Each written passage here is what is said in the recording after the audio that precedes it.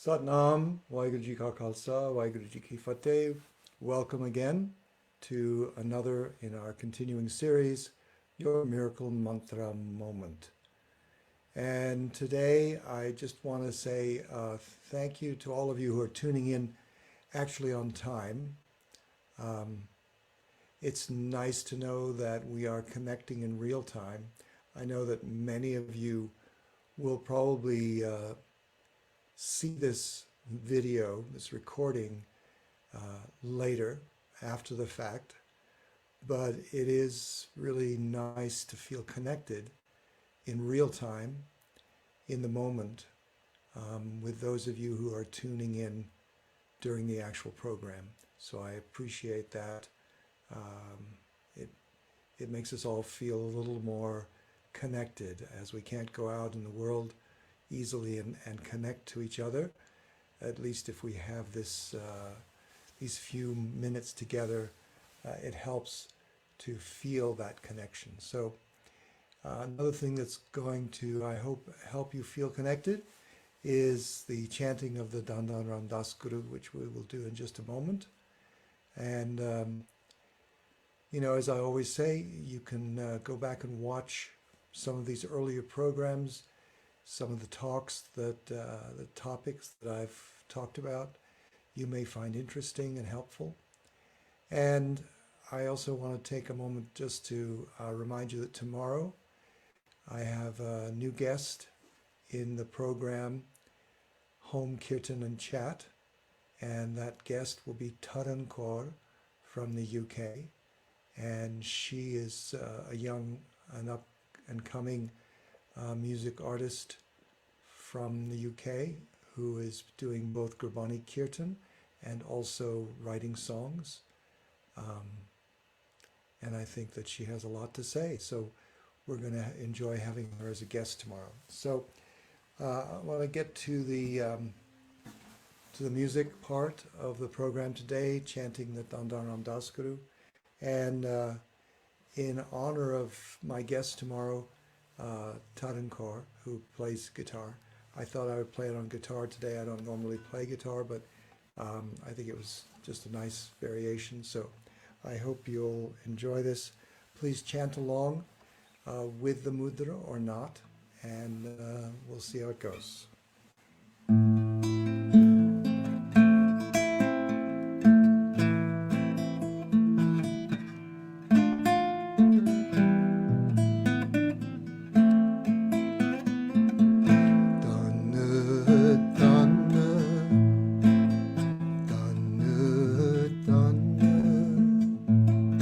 Ramdas Guru,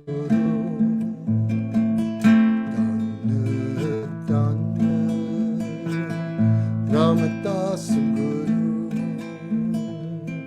Jinn Siriya Tine Savariya,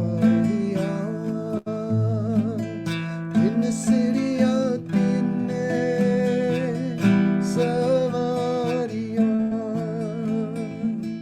Jinn Siriya Tine Savariya.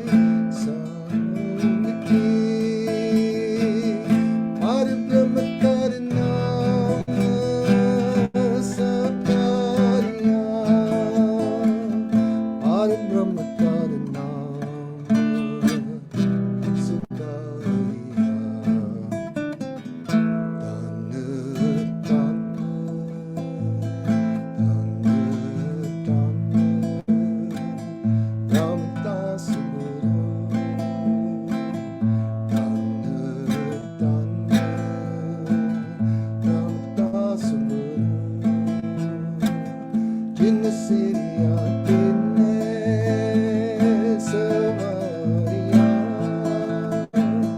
Jinna Siriya Tinne Samaria,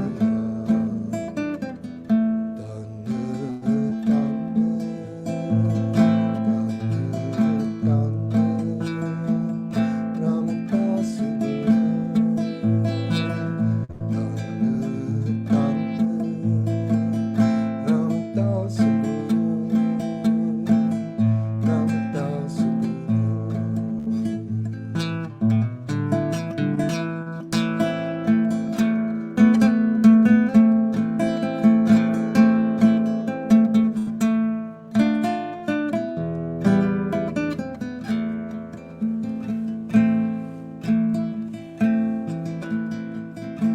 Adele Adal Adon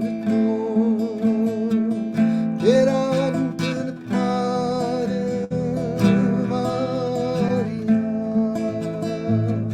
Adele Adal Adon Get out into the party, Maria. Jinnitu Seria Magara Setuna Panataria, Jinnitu Seria Magara Setuna Panataria, Setuna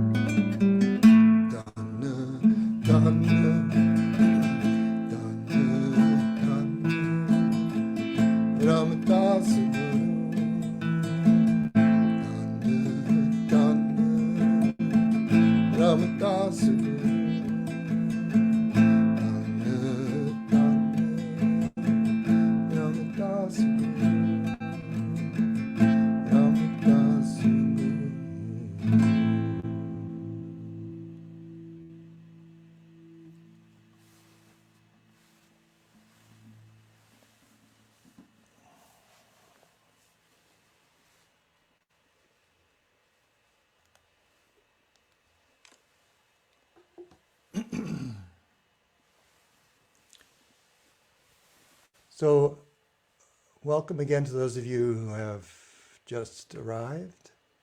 And I'm going to call out to say who's here. Some of our usuals, Judith, Pav, and Tara Ranpreet, and Gulzan, Mahan Sangeet, Jesse, Kirandeep, Pintu from Western Massachusetts.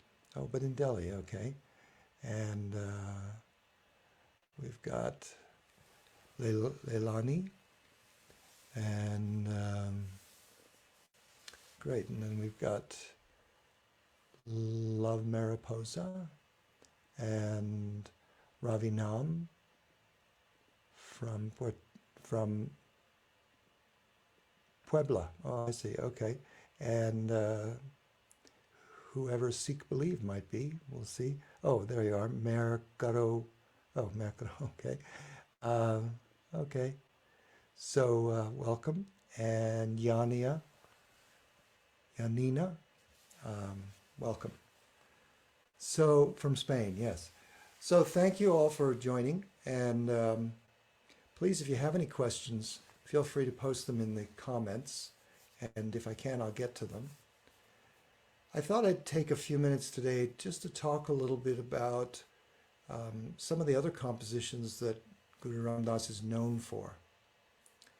And perhaps the second most well-known Shabad written by Guru Ram Das, actually, is a Shabad that is a beautiful statement of the path of a Sikh. And the Shabad is Guru Sat Guru Kajo Sikh Gai. And I've got a translation here. I want to read it to you a little bit. So this is a Shabad. Guru Ram Das wrote over 600 different compositions. I think that's a significant section of the Siddhi Guru Granth Sahib. Anyway, so this Shabad, he talks about uh, the, the, the practice of how to live a life of consciousness, but in a disciplined practice. And, many of you are yoga students or Kundalini yoga teachers even perhaps. And so you understand the concept of sadhana, daily early morning practice. And so Guru Ram Das is pointing to this in this Shabad. He says, one who calls himself a Sikh shall rise in the early morning hours and meditate. That's just such a crystal clear statement that in order to be on this path, you need to commit to doing some kind of daily practice. He goes on, upon rising in the morning, you should bathe, do ishnan, to take a shower, to clean the body. And then also, while you are meditating, use the practice of meditation to do an inner cleaning, and he refers to cleansing in the nectar of the name, the Nam. And this Nam concept is a little bit difficult to exactly translate, but the idea is that Nam is word, but it's an experience of the vibration and transformation that the word of the Guru provides. That in that experience of the word is that deep meditative realization or transformation. And that's what we talk about, to be experiencing the Nam, right? And so Guru Ram Das really refers to as the Amrit of the Nam. Amrit means nectar, but here it means there's such a sweet poetic understanding of what that means. It's like the dripping down of the sweetness of that experience is coming into your very heart, into your soul. So that's the experience to be had in that moment. Yes, cleanse the body, but also then allow the nectar name, the Amrit Nam, to come into yourself, into your deep realization of self, and just wash away all the crap, all the stuff that you don't want, don't need. He goes on in that Shabad. He says, following the instructions of the Guru. In other words, so the path of a Sikh is in relation to the Guru. Now, at those times, there was a human Guru. But now we have Shabad Guru, which is in the form of the words within the Siddhi Guru Granth Sahib, not the book. We don't bow to the book. We bow to the vibration that is embodied in those words that are written on the pages of that book, right? So we are bowing and forming a relationship. The practice of bowing is to form a relationship of humility and recognition of spiritual authenticity and divinity, right? So as we bow, we recognize that. And maybe we don't in our mind initially, but as we establish that as a regular practice, then we remind ourselves, oh, this is the possibility.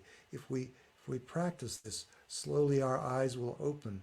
Slowly we'll feel that connection much more strongly. So if you never go to bow before the Siddhi Guru Granth Sahib, that's fine. But you'll never have that relationship to the Siddhi Guru Granth Sahib, to the Shabad Guru, until you create a practice of being able to do that, placing your head in your hands, so to speak, and offering it, placing your ego as a sacrifice to this path, right?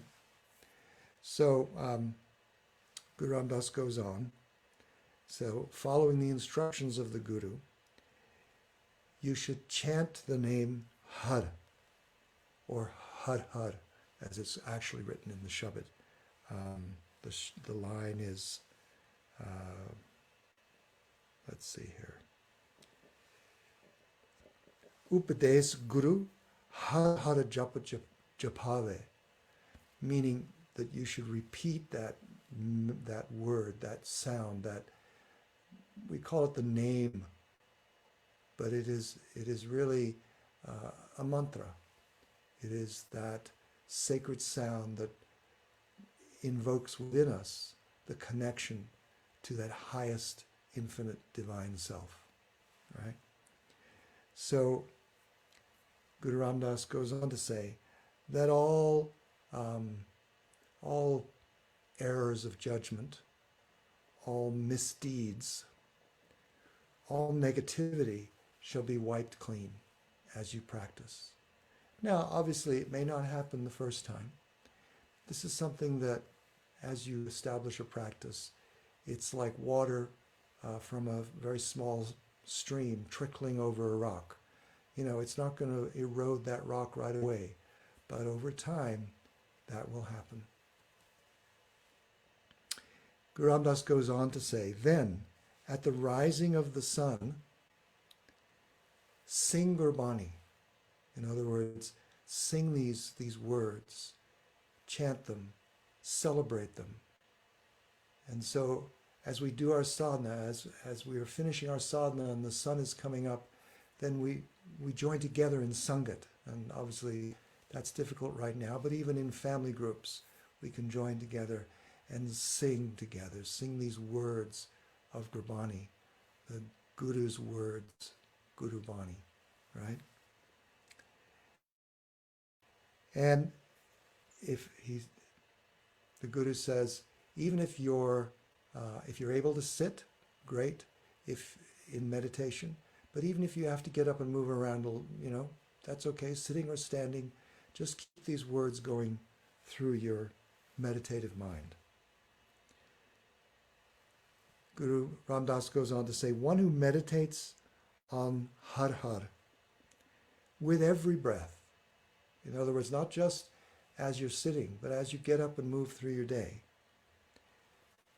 as you eat your food, with every taste of food, meditating on Har, then that person, you, will form a more powerful connection to the divine, and you will feel part of the divine.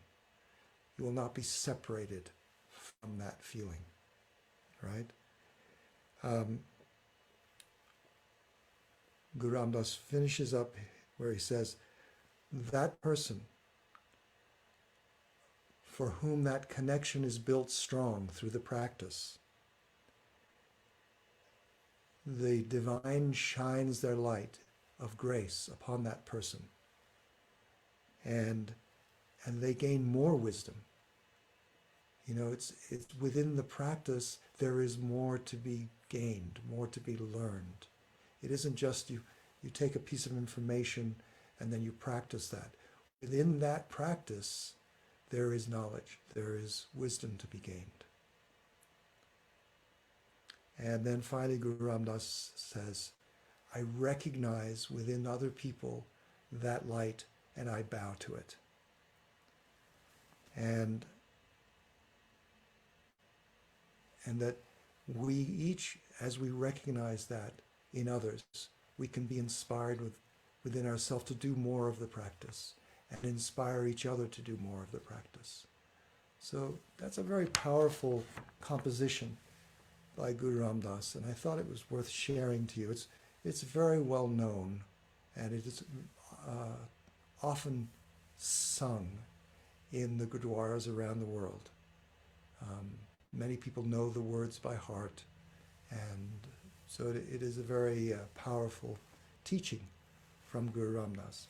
But I wanted to offer you a second composition by Guru Ram Das that really shows Guru Ram Das's powerful sense of poetry. His imagery is so beautiful. And so this is a Shabad. The first line is Har Amrit Bene Loina Manaprem Ratana Ramaraje. So let me read the translation because it is beautiful. My eyes are wet with the nectar of the Lord. Remember I was talking about that nectar of the name, right? And my eyes are wet, because of the overwhelming gratitude in that moment, right? Tears of gratitude. My eyes are wet with the nectar of the Lord, and my mind is imbued with the love of the Lord.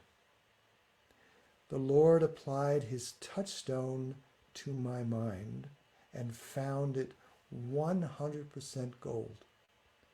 So, just so we have a reference, the touchstone was something used to verify with gold to see if it was, what quality of gold it was, right? In real life, that's how they establish, well, is this just shiny metal or is this gold? And so they used the touchstone that could reveal whether that was gold of high value or high concentrated gold or of low value. And so here that imagery is used. The Lord applied his touchstone to my mind and found it 100% gold. Now, Guru Ram Das is talking here, not bragging about his own state of mind, but he's speaking as though he was us, and that this is the experience that we can have when we enter into this state of mind. He goes on. As Gurumukh, a Gurumukh is one who speaks the words, lives the words of the Guru. As Gurumukh, I am dyed in the deep red of the poppy. So the deep red is always a color used in Eastern tradition, in poetry, to indicate deep devotion and love. Okay? And the poppy meaning intoxication. I am intoxicated deeply in this love. I am dyed in the deep red of the poppy, and my mind and body are drenched with his love. Again, that imagery of the flowing of the nectar, that it is just so overwhelming, so much of it that I am drenched in that love of the divine. Ram Das goes on. I am drenched with his fragrance, the fragrance of the divine. I am blessed in this entire life. The Bani, the word of the Lord's love, in other words, the words that we use to talk about this divine love, is like a pointed arrow which has pierced my mind. He goes on. Only those who feel the pain, there's pain, of this love know how to endure it. So why would there be pain? Well, pain when there's separation. Pain when you feel unconnected, disconnected, right? The longing to have that experience, to be in that experience. Those who die and remain dead while yet alive. So this is a concept in Sikh Dharma called Jivan Mukta, liberated while still alive. So if you can be in that state of supreme liberation, but not because you died, not because your body died, but because you have practiced and are in connection with the divine. So in that state of Jivan Mukta, liberated while alive, then Guru Nanak, and meaning Guru Ram Das, all the gurus, they recognize this divine presence in that person who can manifest this Jivan Mukta.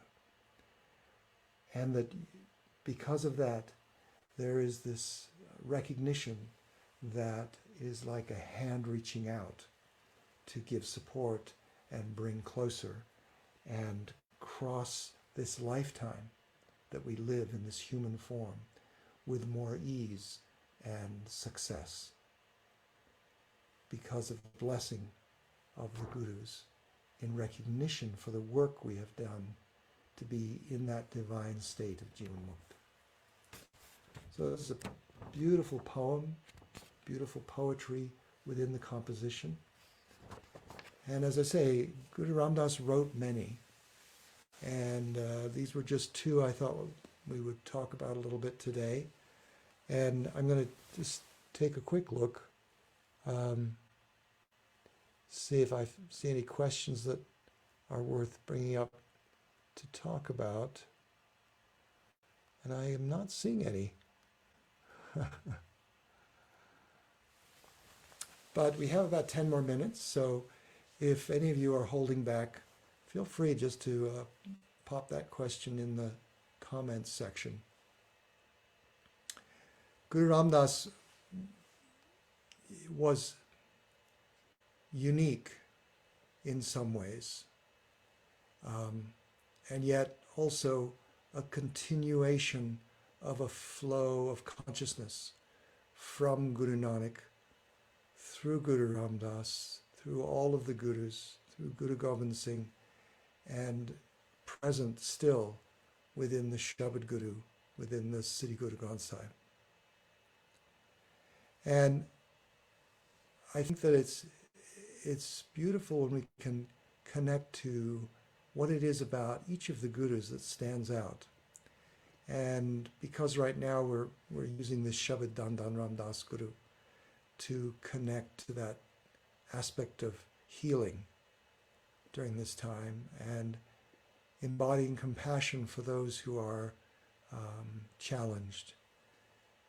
We can easily, I think, call on Guru Ram Das to be present within us, to help us feel a state of compassion for the world and those who are suffering, but also to extend a projection of healing and relief around the world.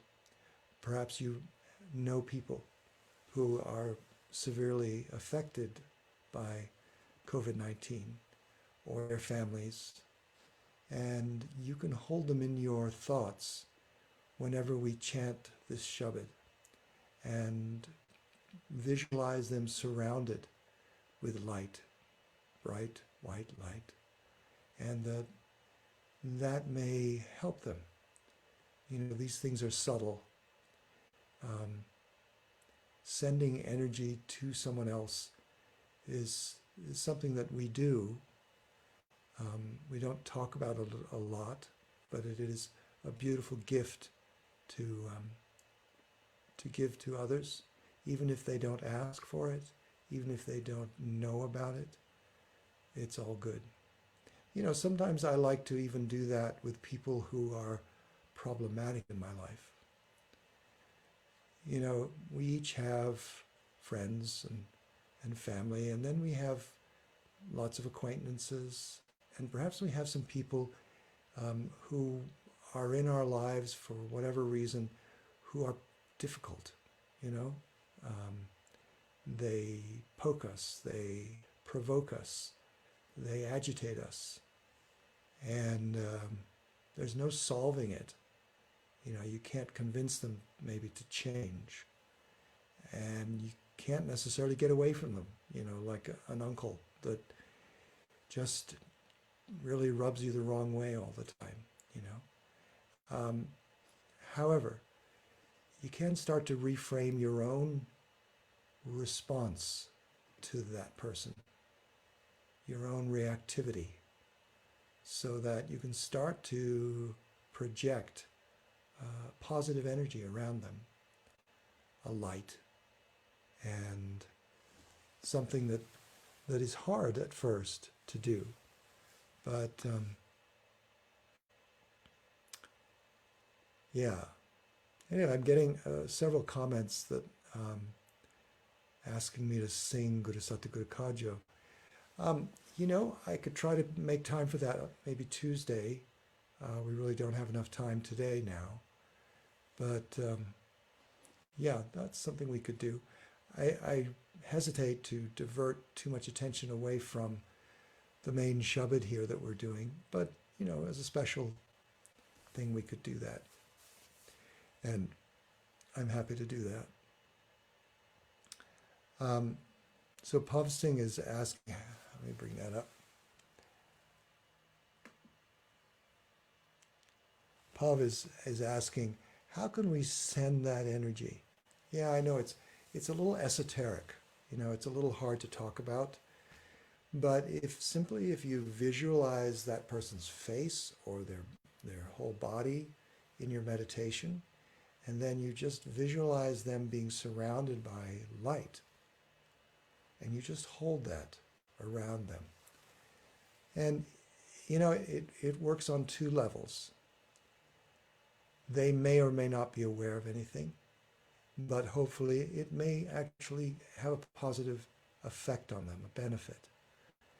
But as I say, it's also about healing your own reactivity to that person or with that person.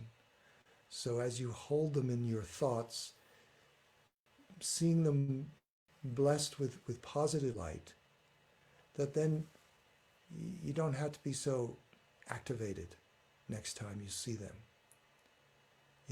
It's good to recognize when someone is just who they are.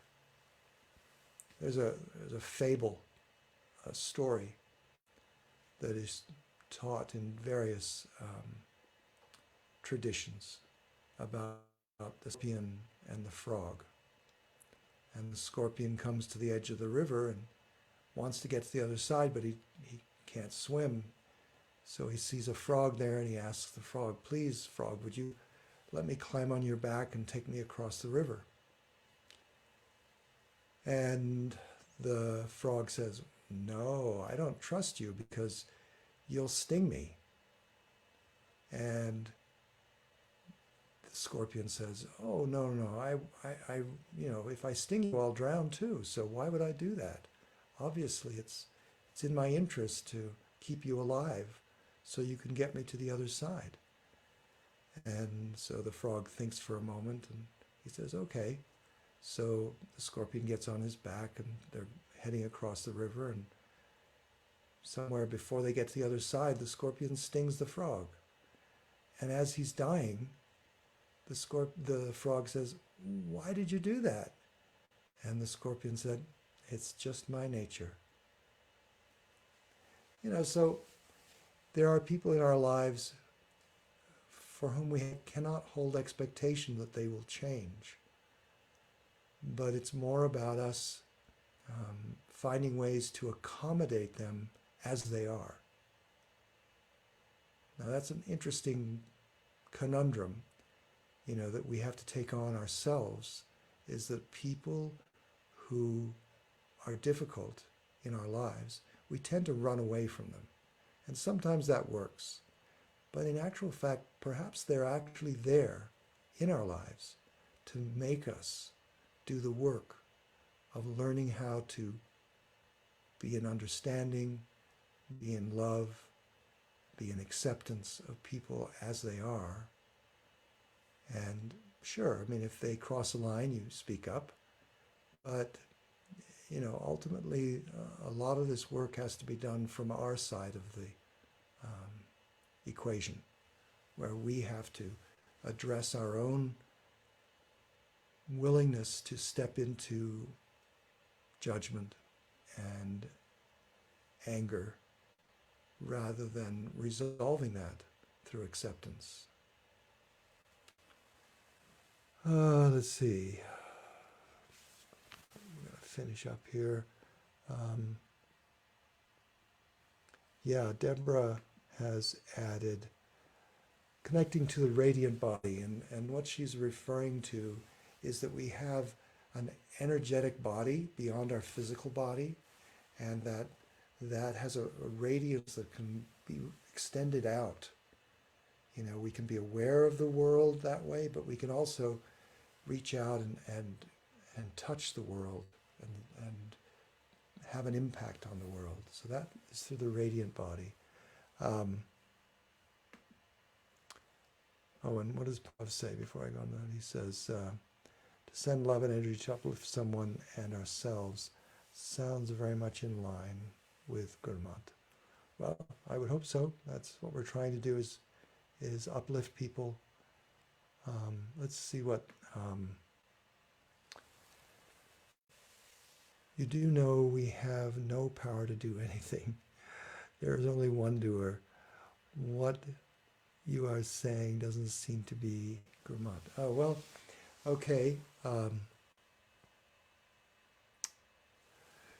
You know, yes, but we are the hand of that divine doer.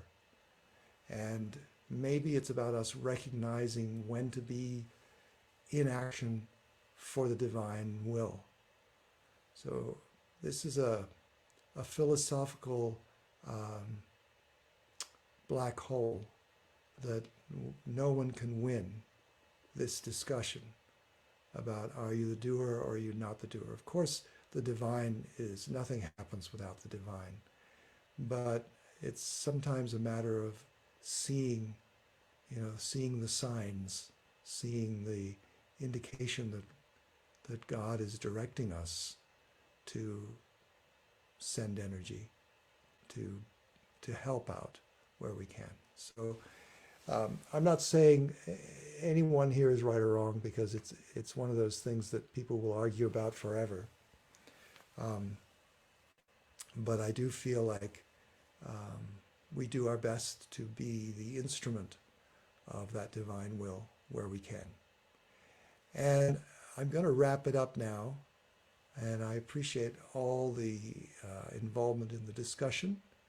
And I hope that you all will stay safe, stay healthy, and stay home if you can. And I wanted to remind you that we'll be back next week, Tuesday and Thursday at this time. But also tomorrow we have a guest in the Home Kitchen and Chat program that I think you'll all enjoy. So I hope you'll tune in for that program. And I look to see you there. And that's it for today. Waheguru Ji Ka Khalsa, Waheguru Ji Ki Fateh. Satnam.